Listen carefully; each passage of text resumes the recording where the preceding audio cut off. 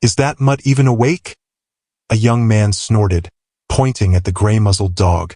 Frank, 74, stood beside his aging service dog, Rex, once magnificent, now slow in his steps, with white frosting his loyal face. Others in line rolled their eyes. One cashier joked, "Bet that dog couldn't catch a cold." But minutes later, when a mass thief bolted toward the exit, it wasn't a cop, a clerk, or a camera that stopped him. It was Rex. If this moment gave you chills, comment loyalty. We're here to honor our veterans and their dogs. Frank Matthews, 74, is a retired Marine who served 2 grueling tours in Vietnam and spent 15 years training military dogs for combat zones. His weathered hands tell a story of service most could never understand. Scarred knuckles from crawling through jungle terrain, a missing pinky from shrapnel, and the gentle touch of a man who could communicate with dogs better than most people. His loyal partner, Rex, a 12-year-old German Shepherd, had himself served 3 deployments in Afghanistan as a detection dog before age and a shoulder injury retired him. Now, the old dog helped Frank manage his persistent PTSD and mobility issues from an old spine injury. They were a team bound by service, survival, and a silent understanding that transcended words. Every Saturday morning at 8 a.m. sharp, Frank and Rex completed their weekly grocery run at Henderson's Market. Same routine, same aisles, same friendly nods from the regular staff. Or so Frank had thought. That particular morning, something had shifted. A group of teenagers loitering near the produce section whispered and snickered when they spotted Rex limping slightly beside his master. His once proud gait now measured and careful. "Is that thing still breathing? Or is he dragging a stuffed animal?" One of them muttered just loud enough for Frank to hear. Frank's jaw tightened, but he remained silent. Rex's ears perked up at the hostility in the voice, but years of discipline kept him from reacting. Dignified, controlled, like his master. Near the deli counter, an employee in a green apron nudged his coworker. "Check out Grandpa and his antique. Bet that dog couldn't catch a tennis ball, let alone protect anyone." Even the cashier, Sandra, whose name tag Frank had always made a point to acknowledge, joined in with a laugh. "He's more decoration than dog at this point, right? Like those ceramic garden gnomes." Frank smiled politely, the same smile he'd used during interrogation training. "He's earned his gray hair, same as me," he said quietly. "Some miles show more than others." But the snickers didn't stop. They followed him through the bakery section, past frozen foods, echoing in his ears like distant mortar fire. As Frank struggled to lift a heavy bag of dog food into his cart, his shoulder protesting the movement, not a single person stepped forward to help. Not even the stock boy who was standing just 2 feet away. Rex sat beside him, tail still but eyes alert, scanning the store with the focus of a soldier who never truly leaves the battlefield. The humiliation wasn't loud or dramatic. It was quiet, constant, in the form of death by 1,000 paper cuts to a man who had survived bullets. Frank moved slowly toward the checkout line, wincing slightly with each step as his damaged vertebrae protested. Rex walked precisely in sync, matching his master's pace with military precision, never pulling ahead, never lagging behind despite his own arthritic joints. A young mother in designer yoga pants pulled her curious toddler closer as they passed. "Don't touch him, sweetie. He's old and probably dirty," she whispered, not bothering to lower her voice enough for Frank not to hear. He heard it clearly. His hearing was still sharp from years of listening for enemy movement in dense jungle. He said nothing, his face passive, eyes forward. The discipline of a Marine never truly fades. A well-dressed young man behind him in the checkout line sighed dramatically, tapping his expensive watch. "Can we maybe open another register?" This one stuck behind a fossil with his stuffed animal. He directed this at the manager walking by, who suppressed a smile rather than correcting the disrespect. A nearby stalker laughed outright, nearly dropping the cereal boxes he was shelving. Rex's tail twitched once. Still no bark, no growl, no reaction beyond the slightest flattening of his ears. Patience had been drilled into him through thousands of training hours in environments far more hostile than a grocery store. Frank inadvertently dropped a can of soup. It rolled under a nearby display shelf, just out of easy reach. He bent slowly, painfully, his knees cracking in protest. Rex immediately tried to help, his gray muzzle nudging the can with practiced precision, inching it forward toward his master's outstretched fingers. "Well, at least he's got some use left," someone scoffed from the neighboring aisle. "Like one of those grabber things for old people." The cashier didn't say a word in defense as Frank finally reached the register. She didn't meet his eyes as she scanned his items, didn't offer the paper bags he always requested due to his environmental concerns, didn't ask if he needed help out. Courtesies she'd extended just last week. Frank paid, nodded his thanks regardless, and began heading toward the exit, Rex maintaining perfect heel position despite the slippery floor. That's when it happened.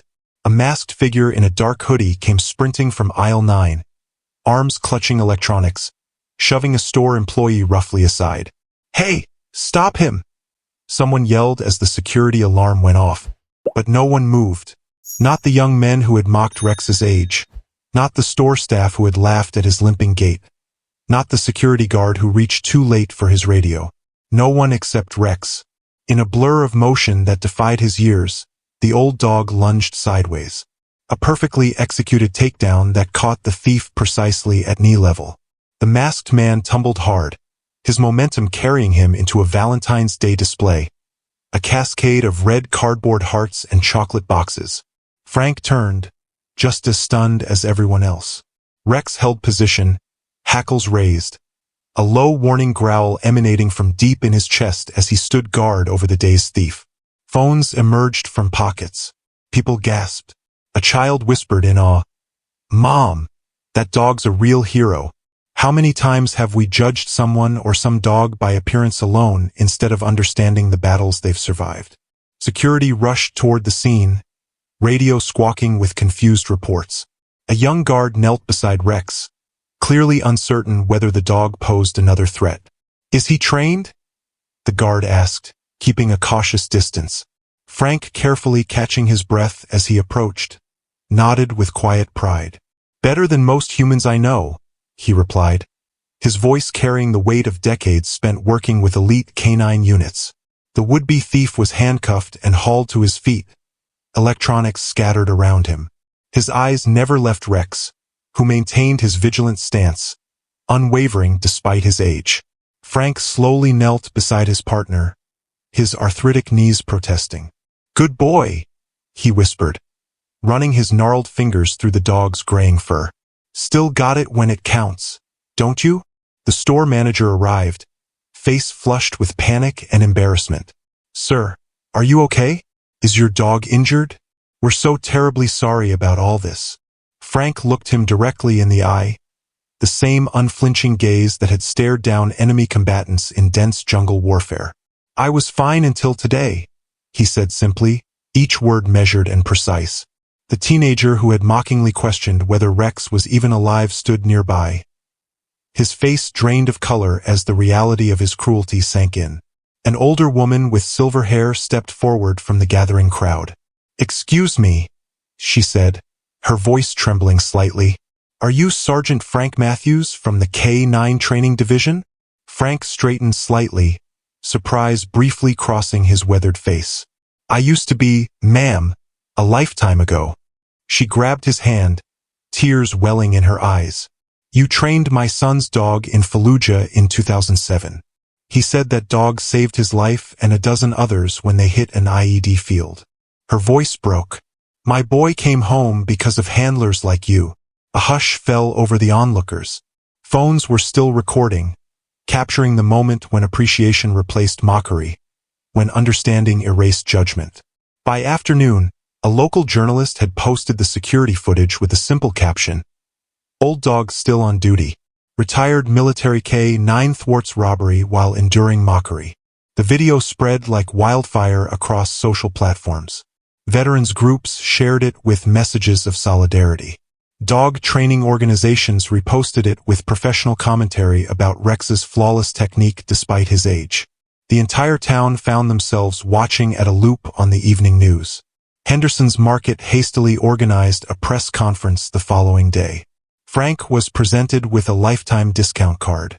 Rex received a custom embroidered service vest that proudly proclaimed, "I may be old, but I'm still watching." The teenager who had made the first derisive comment approached afterward, eyes downcast, voice thick with remorse. "I'm sorry, sir. I didn't know about you or your dog. I was just being stupid." Frank looked thoughtfully at Rex, who sat attentively beside him, and then back at the young man. "Next time," he said quietly, "remember that an old soldier might move slowly, but he never forgets how to stand guard." The boy nodded, a lesson learned more deeply than any classroom could provide. As Frank turned to leave, customers and staff alike stepped back respectfully, creating a path. Rex walked beside him, head high, stride purposeful despite his arthritic hips. Two warriors who had nothing left to prove, yet had proven everything. 6 weeks later, a bronze plaque was mounted beside the automatic doors at Henderson's market entrance, engraved in dignified letters, "In honor of Rex's service, never stops."